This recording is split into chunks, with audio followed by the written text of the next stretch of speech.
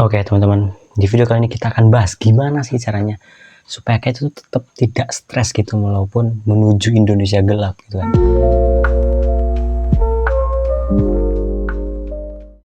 Aku tahu guys, kalian tuh pasti desperate banget, ini Indonesia mau dibawa kemana sih? Kalian pasti putus asa banget ini, terus lihat keadaan Indonesia sekarang itu di mana-mana, aduh.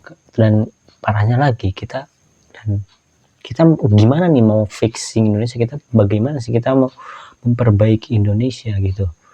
Rasanya kayak desperate banget, putus asa gitu, dan banyak banget gitu loh masalahnya tuh. Udah mental, kita lihat deh ke jauh-jauh, ada mental health drop, ekonomi turun, IQ 78, aduh, ada lagi kasus Agus Buntung. Kemudian dari kemarin deh kita lihat pemerintah, mulai dari pemilu dulu udah konstitusinya diacak-acak, terus apalagi nepotisme, terus fufu fafa, ini mau dibawa kemana gitu Indonesia. Terus belakangan ini pemerintah lebih kacau lagi gitu kan, PPN 12%, gas LPG, kita masih ngurusin gas LPG, ngantri gas LPG, kemudian efisiensi anggaran buat makanan bergizi gratis gitu, sedangkan biaya-biaya lain yang sangat penting dipotong sangat banyak, kayak what.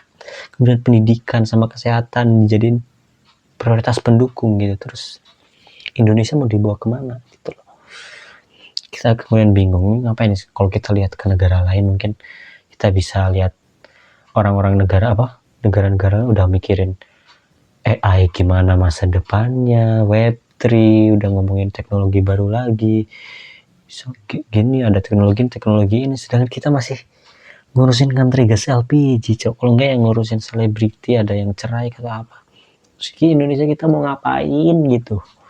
Kan kayak di spreadsheet Allah piye toh. Terus banyak yang nanya, Sur, gimana dong aku mau hidup gitu, gimana aku mau bangun setiap hari terus melakukan sesuatu, terus melakukan menyumbang untuk Indonesia tuh gimana gitu. Karena apapun yang aku lakukan gitu, apapun yang aku lakukan rasanya tuh gak akan pernah cukup gitu untuk memperbaiki Indonesia. Terus aku gimana gitu deal dengan aku kayak desperate gitu, ini gimana arah Indonesia mau kemana gitu.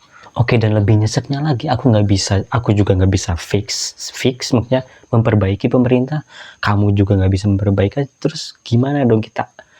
So how we deal with it, bagaimana kita berdamai dengan bencana-bencana, kasus-kasus di Indonesia kayaknya gini. Nggak hanya Indonesia, bahkan dunia juga gitu. Bagaimana cara kita berdamai gitu dengan itu. Makanya sekarang sampai ramai hashtag kabur aja dulu gitu. Apakah solusinya kita harus kabur dulu, Sur? Gimana kalau kita nggak keluar negeri aja, terus kita di sana sukses kayak Elon Musk, terus balik lagi, terus kita mau perbaiki Indonesia, terus ya intinya kabur aja dulu deh pokoknya. Terus kalau kalian kabur, terus Indonesia gimana ini? Itu tanah kalian, itu tanah kita gitu. Terus gimana nih, kita harus gimana ya? Jadi yang mau aku share sekarang adalah bagaimana caranya sih kita supaya nggak stres gitu, walaupun tahu lah ya keadaannya seperti ini gitu, walaupun keadaannya Indonesia seperti rasanya menuju Indonesia gelap gitu, walaupun Pak Luhut yang saya cintai bilang, mana ada Indonesia nggak gelap, kulitmu aja yang gelap. What? Oke. Jadi pelajaran yang aku mau share di sini adalah pelajaran dari teks Hindu, yaitu dari Bhagavad Gita kalau kalian tahu. Jadi di cerita itu ceritanya ada perang, mau ada perang. Ya kalau diceritakan biasanya ada protagonis, ada antagonisnya. Nah, di sisi protagonis ini ada Arjuna, ada sama kerajaannya. Dia mau ngelawan nih, raja dia punya kekuatan yang besar, tapi kemudian dia mau ngelawan musuhnya. Tetapi di sisi musuhnya tuh, di sisi lawan tersebut ada pamannya, ada gurunya, ada kakeknya, pokoknya ada family-nya di sana. Kemudian si Arjuna ini bingung gitu, ini terus aku mau ngelawan gimana dong? Aku mau menang pun, katakan aku menang, apa poinnya gitu, karena keluarga aku terbunuh gitu. Terus kalau ini pun aku kalah, terus aku mati, dan terus aku harus ngapain gitu. Dia desperate gitu, aku mau ngelawan salah, aku mau diem juga salah, terus aku harus ngapain gitu. Desperate, sama seperti yang kita sedang di Indonesia ini alami. Kita mau sebagai rakyat kita ingin perbaiki, kita memang melawan pemerintah, tapi pemerintah juga itu ya diri kita sendiri gitu, mereka adalah bagian dari kita sendiri, terus kita bingung gitu. Nah, di tengah-tengah desperate-nya ini kemudian datang Krishna. Krishna ini ya diibaratkan sebagai Tuhan kalau di sini, karena wisdom-wisdomnya. Nah, si Krishna ini datang kemudian memberi wejangan kepada si Arjuna ini, kemudian yang akhirnya membuat masalah dari si Arjuna tersolve gitu. Percakapannya panjang, tapi intinya ke si Krishna ini bilang ke Arjuna, Arjuna, sebagai manusia, kamu itu tidak berhak atas hasil dari action kamu. Satu-satunya yang kamu berhak adalah action itu sendiri. Nangkep gak? Jadi kita tuh nggak punya berhak, kita tuh nggak punya hak atas hasil dari action kita gitu. Kita mau action, kita mau perang lawan musuh.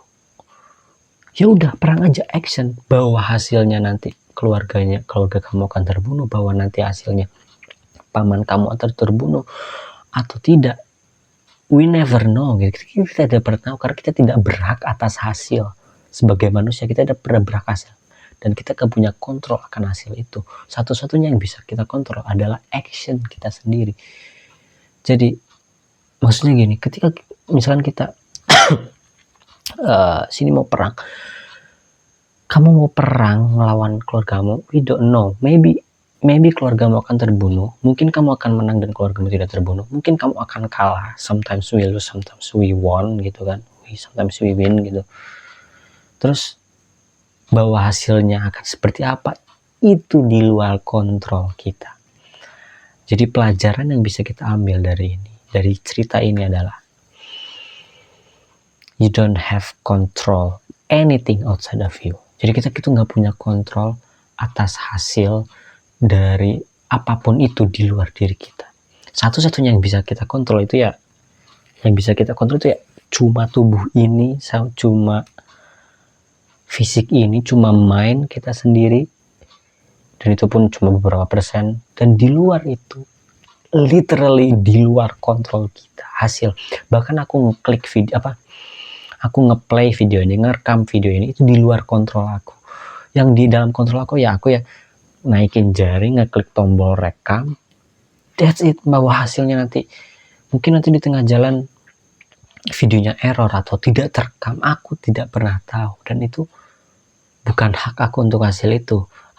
Yang bisa aku kontrol itu aku naikin, klik tombol rekam, udah, that's it.